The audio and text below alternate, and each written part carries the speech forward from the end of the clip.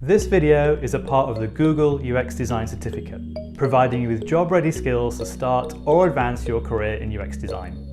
Get access to practice exercises, quizzes, discussion forums, job search help, and more on Coursera. And you can earn your official certificate. Visit grow.google/UXcert to enroll in the full learning experience today.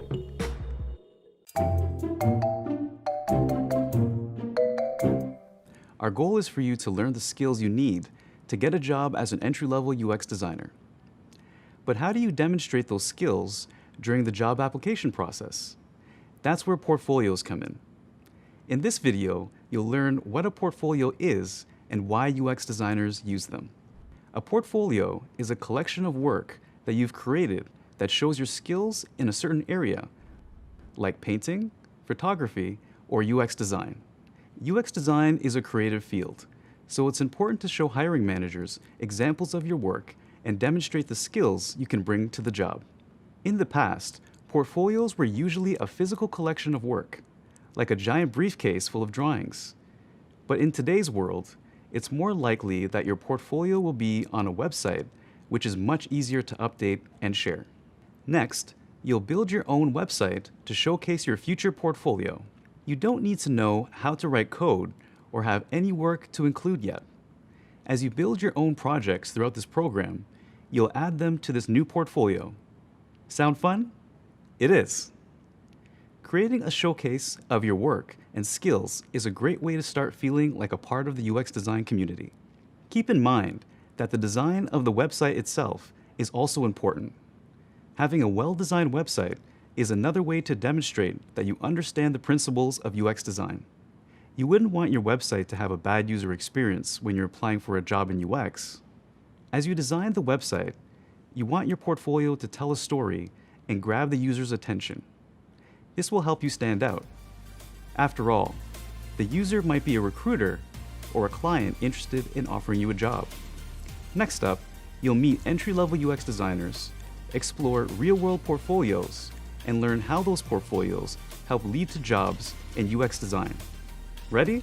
Let's get started.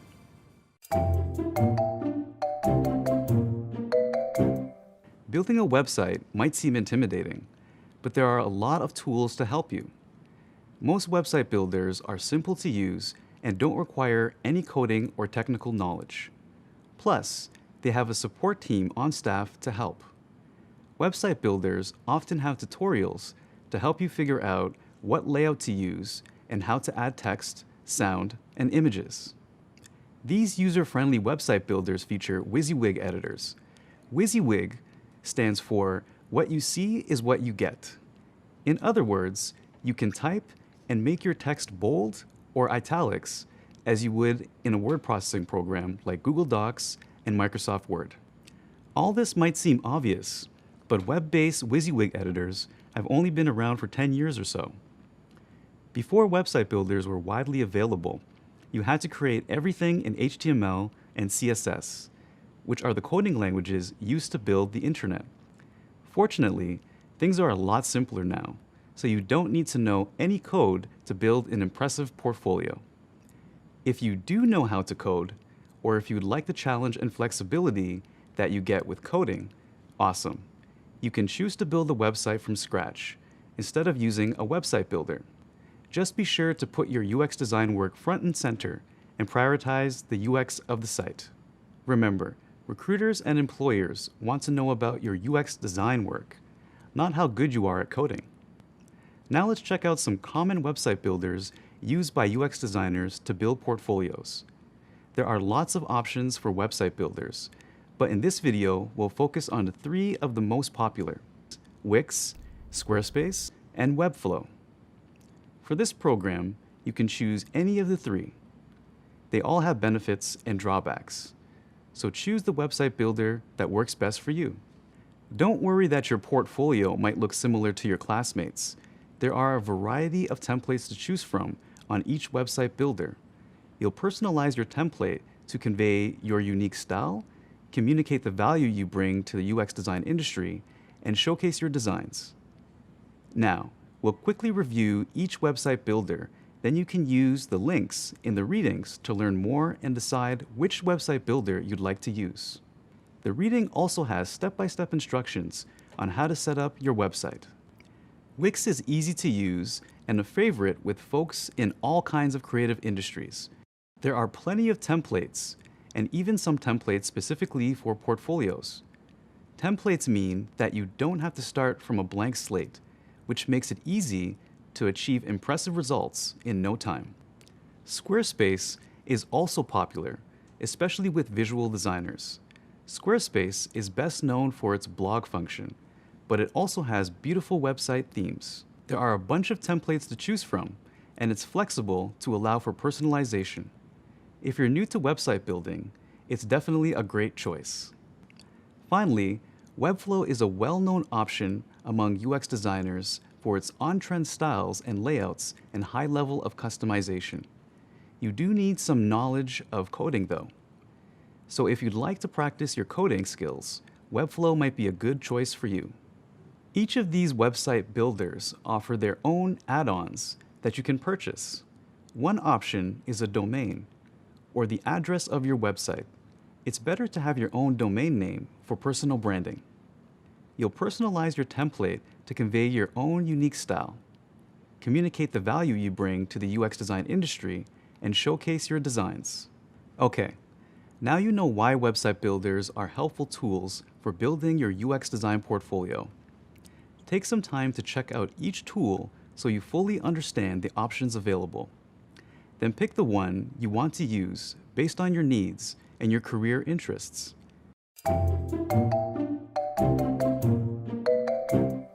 Congrats on setting up your website.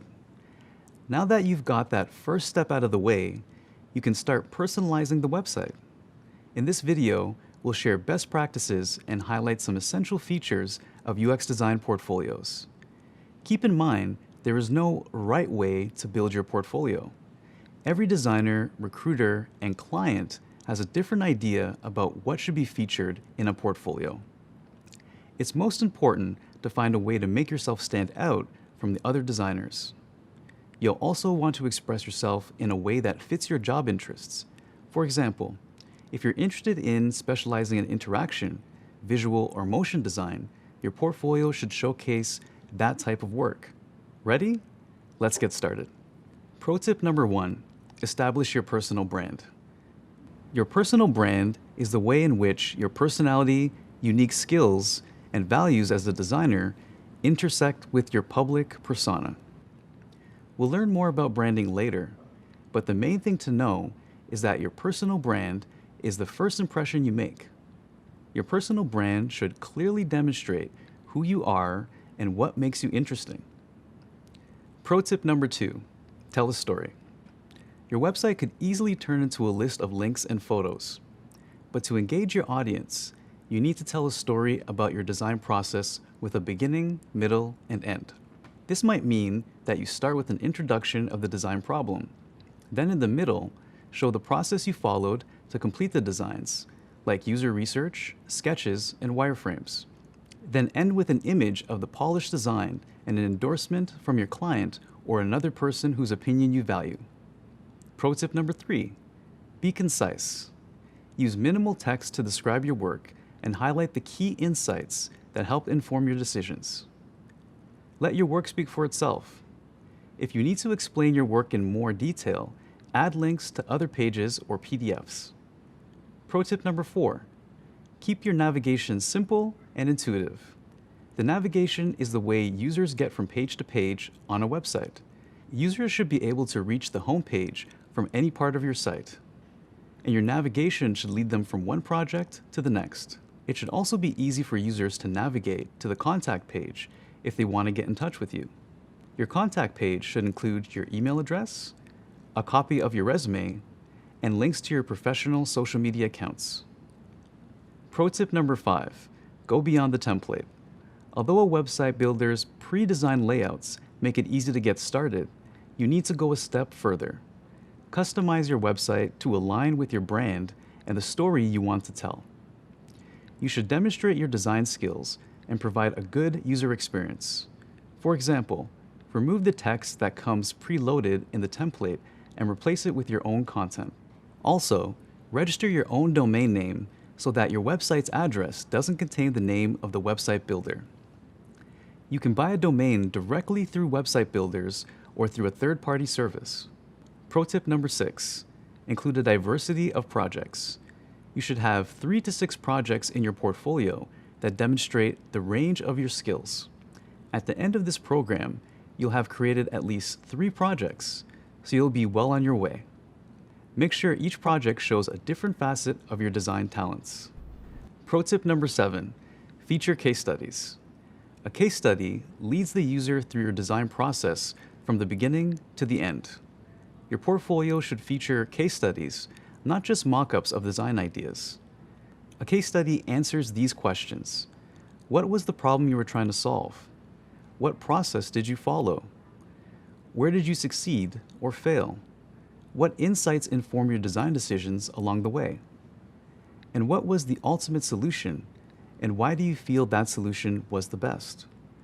When describing case studies, you might want to include things like the project's name and duration, your role on the design team, including your personal contributions to the project, the project's goal, the research that was conducted, the intended audience, any sketches or wireframes, user testing results, the final design, and a conclusion about what you learned in the process.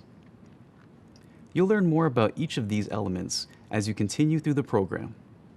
One more thing to keep in mind about case studies: be careful not to share any proprietary information or break a non-disclosure agreement if you have one.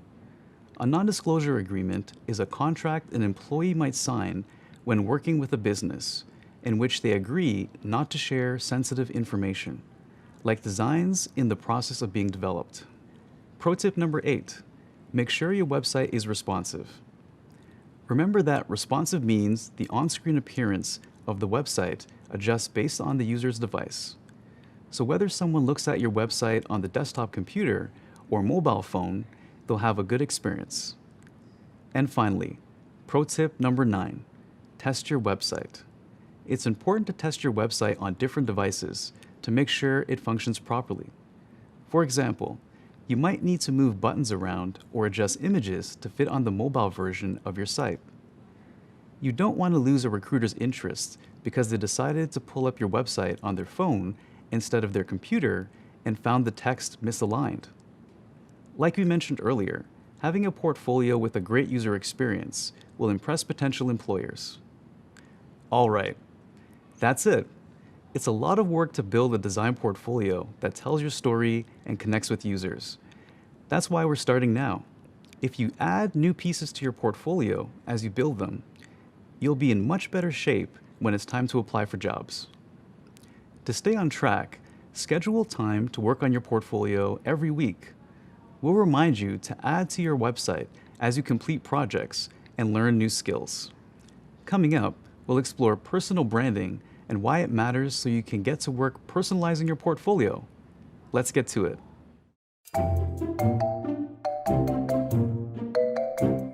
Your personal brand is an essential way to demonstrate your value as a designer and should be a central focus when building your portfolio. But why do personal brands matter? Let's investigate. When you think of the word brand, well-known businesses come to mind. How do you think about a company when you hear their name? What's your perception of McDonald's as a brand? Or Starbucks? What about Apple? All of these are major brands with very different messages about their business, products, and the value they offer consumers. They might even make you feel a certain way when you think about them, like hungry or excited. But branding isn't just for big companies. People think about their brands too. For example, celebrities choose their work and philanthropies they support based on the personal brand they want to convey. You can do the same thing as a UX designer. You want to build a personal brand that showcases the type of work you want to do. Your personal brand is your primary source of marketing, which is why it's so important to be your authentic self. So how do you figure out what your personal brand should be? You can start by asking yourself a few questions. What am I naturally good at? What have I learned to do well? What do I enjoy? What do I value? How do other people describe me and my talents? And what do I want people to recognize me for? If you're already answering those questions in your mind, fantastic.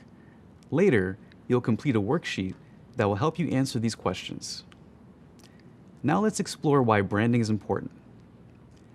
When you're working as a UX designer or in any other creative role, your personal brand is a way for you to stand out from the crowd. Otherwise, it's easy to get lost in a sea of job applicants. You want recruiters to understand who you are, your passions, and your strengths right away. Having a strong personal brand can also help match you with companies that share your values. When a company looks for a designer, it's helpful for them to understand your personal brand before they hire you. Think about how you might shop at a certain store based on their branding. For example, what brand comes to mind when you hear the words inexpensive or expensive? What about healthy or comfort food? And how about celebrities? Who would you describe as a social activist or generous or humble? Ideally, you want the way you think about yourself and the way others describe you to be similar. When you think about your personal brand, it's useful to come up with a list of your talents and values. When doing a personal branding exercise, you might realize that your self-perception and public perceptions are different. That's perfectly normal. But it's not ideal when you're trying to project a particular brand. So you might want to think about how you can bring your self-perception and public perception closer together. In addition, your brand should be consistent everywhere you have a presence online. That includes your social media accounts, your profiles on UX design communities, your resume, and your business cards. Communicating through design and through writing are similar skills. The main goal for writing your portfolio is to structure the information clearly and concisely. Focus on highlighting the most important parts of your story and keep your writing succinct and easy to skim. Most recruiters and hiring managers review a lot of portfolios. You want them to stay engaged. Let's start with your introduction. The introduction to you and your portfolio should go above the fold on the homepage of your website. The term above the fold comes from the design of a newspaper. If you're holding a newspaper in your hands, the most important information is on the top part of the front page, before you unfold it or flip it over. The same concept applies to websites. What's above the fold is the content on a website that doesn't require scrolling down. Your introduction should be clear and to the point. Your name and what you do. You might also include something that establishes your personal brand. For example, "Hi, I'm Michael. I believe that creative collaboration between design and technology is the magic that takes experiences from good to great." If a recruiter is searching for a motion designer and can immediately tell that's your specialty by glancing at the introduction on your home page, then great. They're more likely to continue going through your portfolio. But if your homepage uses vague language or doesn't communicate anything at all, the recruiter might not bother going further. Next up, the About Me page. This is exactly what it sounds like, a professional page about you. Try reading About Me pages on the websites of a few UX designers or companies you admire. You can write in more detail on your About Me page, since you want potential employers and recruiters to be able to learn more about you. You might include what kind of work you do, what you're passionate about, or things you value, where you work currently if your job is in a related field, your credentials, like this certificate and any additional education, any notable projects, clients, or awards, and your contact information, including your email address, links to your profiles on professional networking sites, and where you currently live. And finally, you want to include descriptions of your work in your portfolio. Within the case study for each project, you should write about the topics we discussed earlier, such as your role in the project, your process, and the final design. Throughout your portfolio, let your designs tell the story and provide evidence of your talent. To keep your writing concise and articulate, here are a few tips. Use as few words as possible to make your point. Avoid complicated language.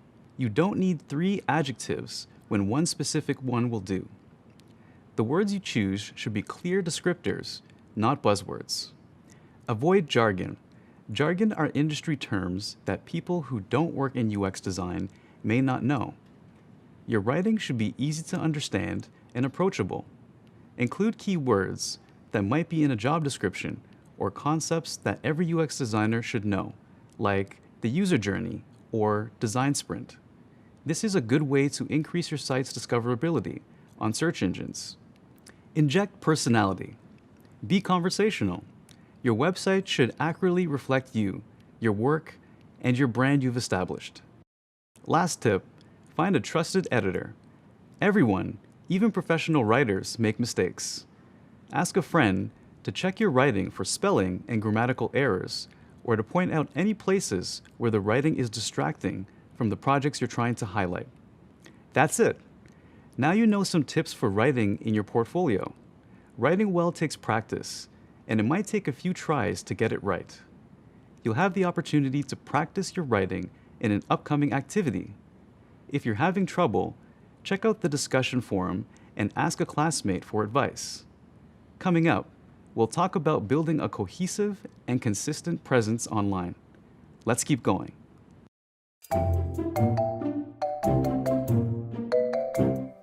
Great work on your portfolio so far. You've accomplished so much already, like setting up your website and learning best practices for writing. In this video, we'll explain how to build a cohesive and consistent presence online. We covered how to apply your personal brand to your portfolio in an earlier video.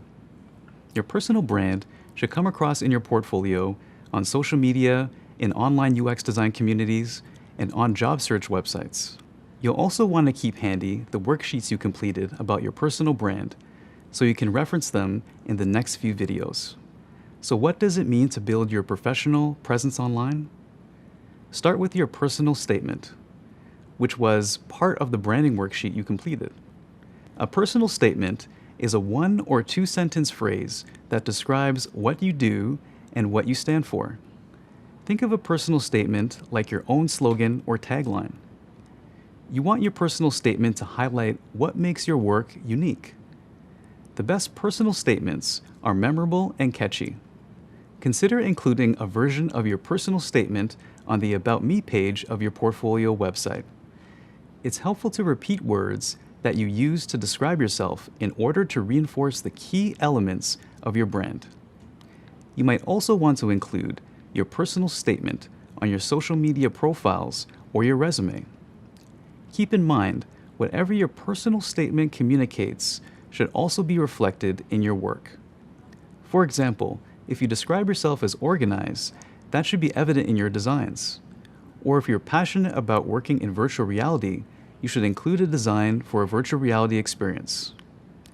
Even if it's not your own design, you can describe why it's inspiring to you. In addition, you probably know that you should be thoughtful about posting pictures of yourself on the internet. Since we're trying to build a cohesive professional presence online, your photos should be consistent across platforms, like your portfolio and LinkedIn profile. For example, using the same photo of yourself everywhere can help recruiters identify you across platforms. And when selecting a photo of yourself to use, you should express your unique style, culture, and interests. Finally, make sure your color scheme, logo, font, and other design elements are consistent across platforms. This includes websites like your portfolio and social media accounts, as well as physical products like your business cards. Of course, there's only so much customization you can do on some of these social media sites, but try to keep the look and feel as consistent as possible whenever you can. Keep in mind that your online presence and personal brand are important in landing a job and growing your career. It's also a chance for you to be creative, so have fun with it. Next, we'll explore how personal branding is useful when creating profiles on social media sites and online communities for UX designers.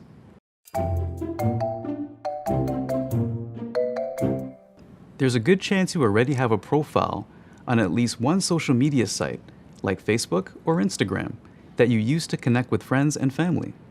Social media can be a great way to connect with potential employers, learn about new concepts and ideas, and network with other UX designers. Right now, let's focus on two of the most popular social media sites for UX designers, LinkedIn and Twitter. LinkedIn is a professional networking site where you can connect with people you know, learn more about companies, read about interesting ideas, and post your own content.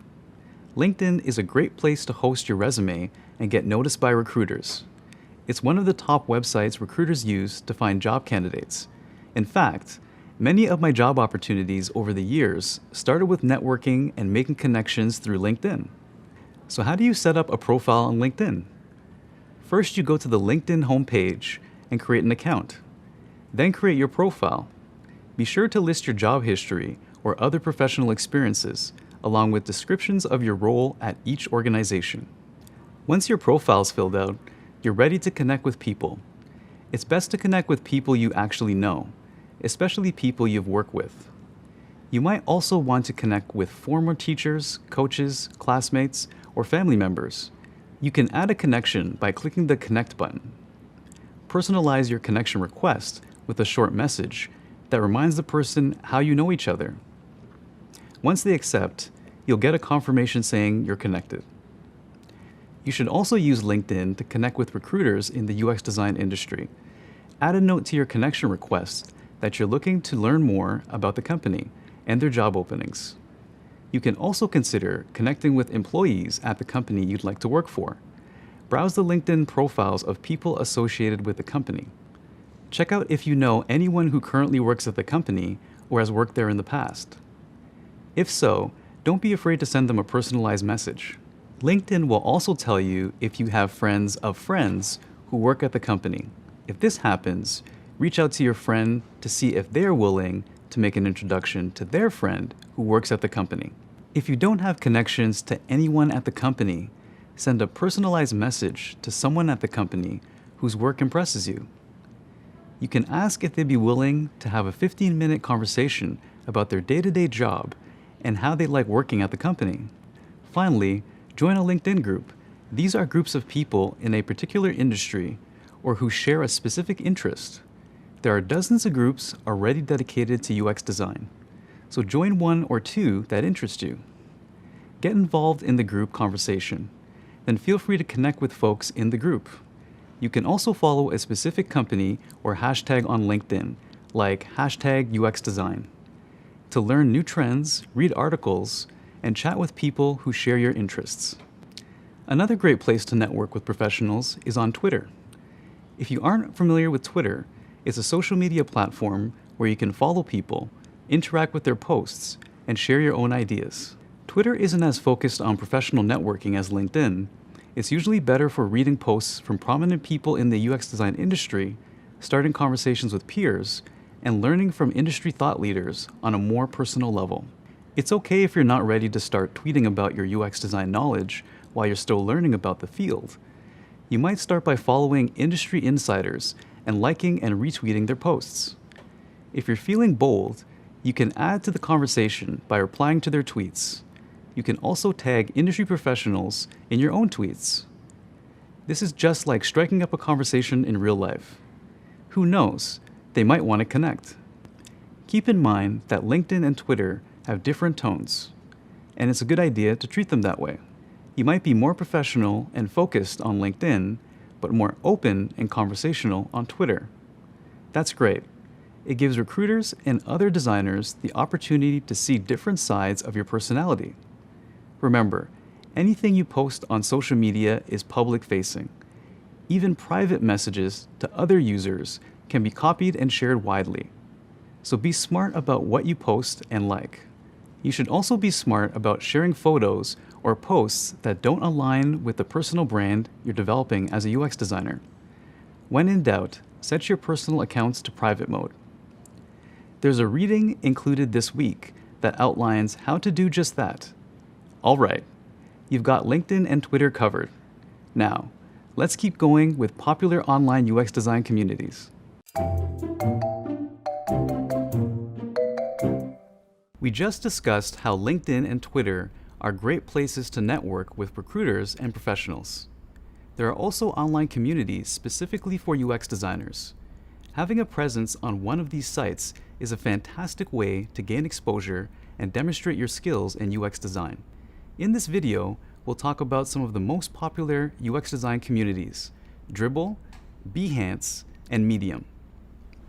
You can create accounts on these sites to learn more about UX design in general and to get design inspiration from other professionals. In addition, posting your own designs on these sites is a great way to get feedback on your work from experienced UX designers. To get started, let's dig into Dribbble. Dribbble, that's 3 Bs, is a community of designers who want to share their work, ask for feedback, get inspiration, and find jobs. The designs that people share on Dribbble are usually not full case studies like what's in your portfolio. Instead, they are small snapshots of work that highlight a particular skill or interest like branding, product design, or typography. If there's a specific design you like, you can follow that designer. It's also helpful to check out designers with the most followers in order to understand popular kinds of designs and get ideas about how to present yourself effectively. Similarly, you can follow teams on Dribbble. These might include companies like Google or independent design groups that have their own pages.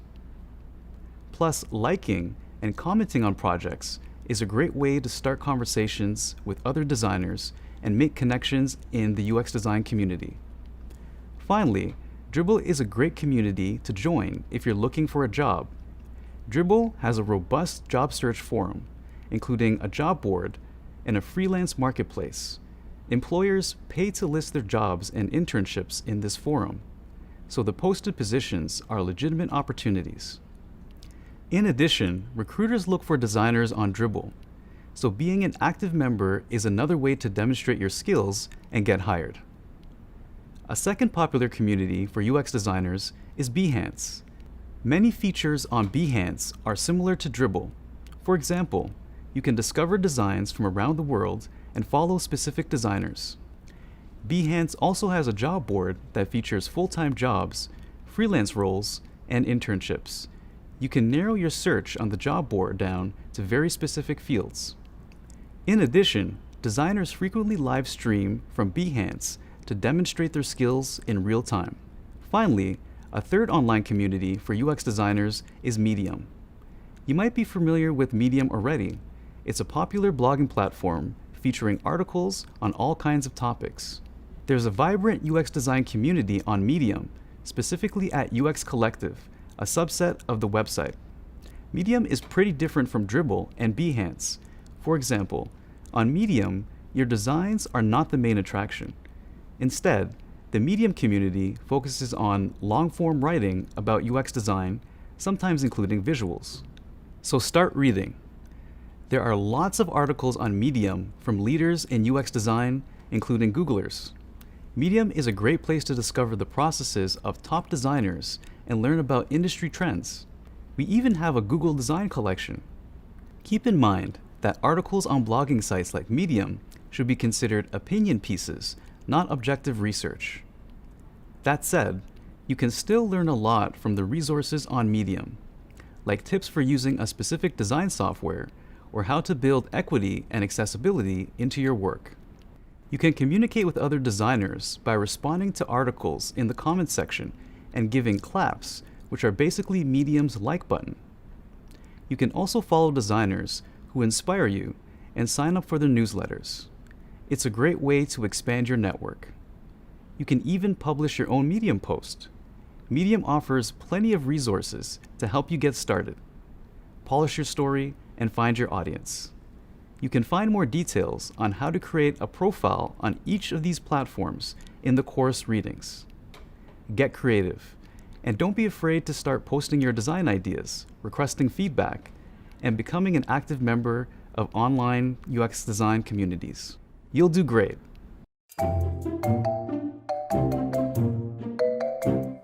Great work starting your portfolio and developing your online presence so far. This is such an important part of showing your value as a designer. Now, let's discuss the goal of all that work: getting a job. It's common for hiring managers and recruiters to check out your online portfolio and profiles to learn more about you. But how do they use that information? You'll find out in this video. When you apply for a job through an online job board, you usually submit a copy of your resume and a link to your portfolio. Your resume lists your work experience and educational background. If you don't have an updated resume right now, no problem. You'll build one later in the program. Once a recruiter receives your application, the recruiter reviews your portfolio to learn what kind of work you do and how you present it. The recruiter might even review your portfolio first and then decide whether to explore the work history and qualifications on your resume. And recruiters aren't the only ones who review your portfolio. Recruiters often share your portfolio with interviewers. Interviewers are usually UX designers or individuals who work closely with UX designers. Interviewers want to know more about the work you can do and the value you can bring to the team.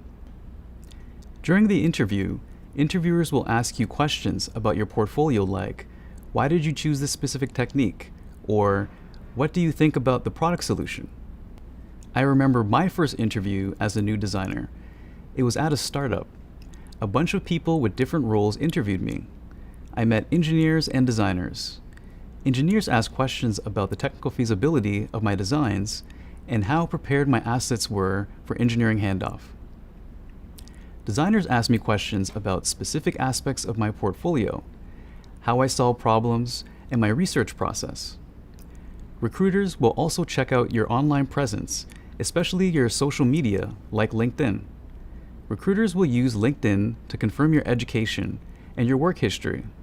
Recruiters will also want to check out your other social media profiles to learn about your interests outside of work and determine if you are a good match for the company. Remember what we talked about earlier? You want to emphasize your unique value and showcase your personal brand. An interviewer might also use information from your social media accounts to ask you more specific questions during a screening call or in an interview. All right, so now you know how recruiters and interviewers use social media to review your online presence. We're nearing the end, so let's recap. You've learned why portfolios are important and which elements are essential, why personal branding is important in UX design, and how to apply that knowledge to your portfolio, how to create profiles on social media and UX communities, and you also started building your own portfolio website. You're doing great. Keep it up. Now that you're comfortable presenting yourself and communicating online, check out the upcoming videos about networking and how to overcome imposter syndrome.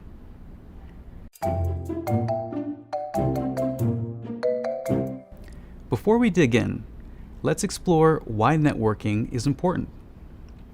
Networking means interacting with other people to develop professional contacts and learn more about a job industry.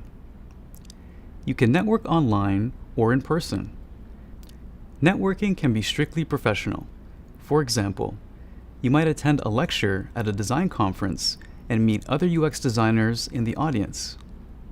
You can extend your conversation beyond the conference by connecting with your new acquaintance on LinkedIn or other online platform. Or you might find someone on LinkedIn who works at a company you're interested in. You can send them a personalized message and ask them to share details about their experience as a UX designer. Or you can connect with folks who are also enrolled in this program in the discussion forum. Beyond a professional focus, networking is social too. Your network includes all of the people you already know, from former teachers and counselors to your distant relatives. You can join a professional organization to expand your network too. You can find design-related associations in your area by searching online, asking your local librarian, or visiting a workforce development office for advice. Many of these professional organizations hold happy hours or picnics so members can connect in a more relaxed setting. It's smart to think about the benefits of social connections over the long term.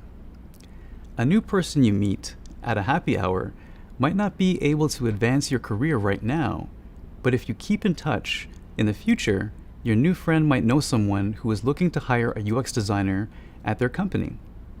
You never know where your connection might lead. Making connections with people in the UX design industry is also an excellent way to find a mentor. A mentor is someone in your field who gives you advice about your career.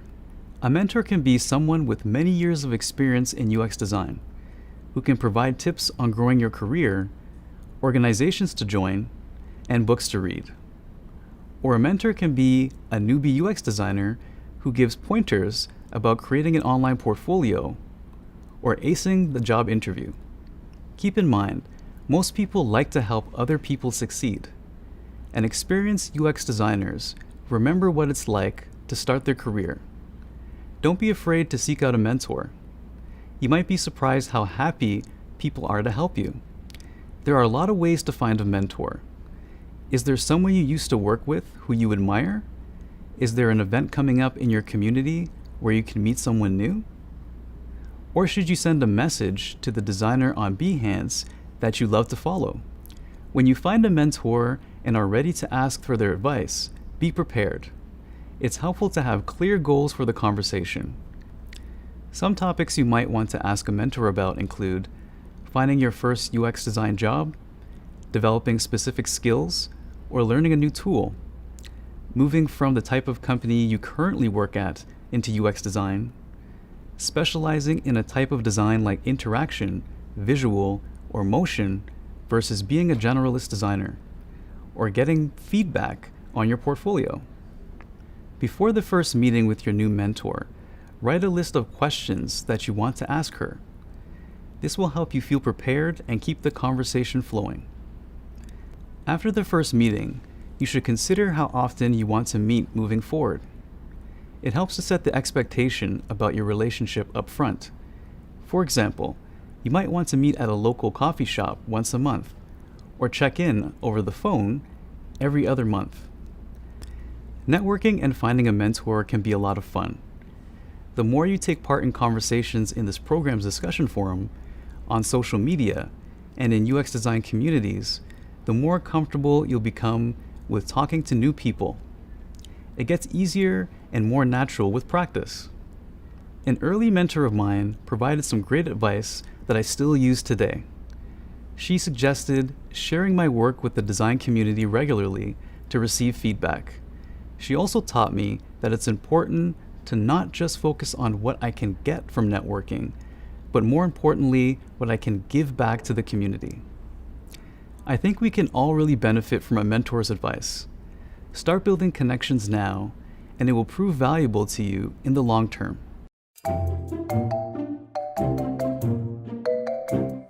One obstacle we all face when growing our career is imposter syndrome, which is what we're going to talk about in this video.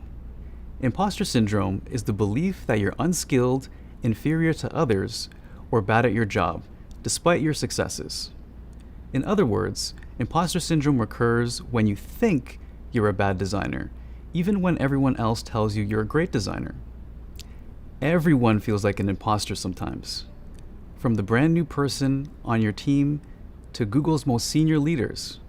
Imposter syndrome looks different for each person, but there are some telltale red flags. Symptoms of imposter syndrome might include lack of self-confidence, feeling like a fraud, constant comparison to other people, self-doubt, not trusting your intuition and capabilities, negative self-talk, or irrational fears of the future. Do any of those sound familiar to you? In professional settings, imposter syndrome can come to life in many ways. A few examples include not applying to jobs unless you meet every requirement, taking on extra work to make sure you're doing it all, and shrugging off compliments. There are countless reasons why we might feel imposter syndrome. The good news is that there are some small steps we can take when imposter syndrome kicks in. First, acknowledge the thoughts. Recognize how you're feeling and think about why you're feeling this way. Understand your own patterns, and identifying situations that make you feel imposter syndrome is a helpful place to start. Second, own your accomplishments. Your success is not due to luck or help from others. Your success is due to your intelligence and hard work. Take responsibility for the role you played in the accomplishment. Third, make a list. Write down 5 things that show you're qualified for the job you are considering. Or write down 5 accomplishments you're proud of. Focus on all the unique skills you can bring to the table. Fourth, have a conversation. To address your inner critic, it's helpful to talk about what's going on in your mind. Many people hesitate to share how they feel because they're scared about how others might respond. But remember your new mentor? I bet they still feel like an outsider sometimes too, especially when they change jobs or take new responsibilities at work. Ask your mentor how they handle imposter syndrome. Lastly, realize you are not alone. If you feel like an imposter, no matter what the reason, you are not the only one. UX designers with decades of experience still feel like frauds at times. I still get imposter syndrome every now and then too. Figuring out my strengths as a designer over the years has helped me become more confident in myself. I also find that celebrating my achievements has helped make creeping feelings of imposter syndrome go away. Starting a new job or changing careers takes time. Give yourself a break and understand that you'll make mistakes along the way. By taking this program, you are already proving that you have curiosity, persistence, and grit. And this demonstrates you have the drive to be successful. If you start questioning your ability, remind yourself that everyone started off at the beginning. Congratulations on finishing this course from the Google UX Design Certificate. You can access the full experience, including job search help, and start to earn your certificate by clicking on the icon or the link in the description below. Watch the next video in the course by clicking here, and subscribe to our channel for more from upcoming Google career certificates.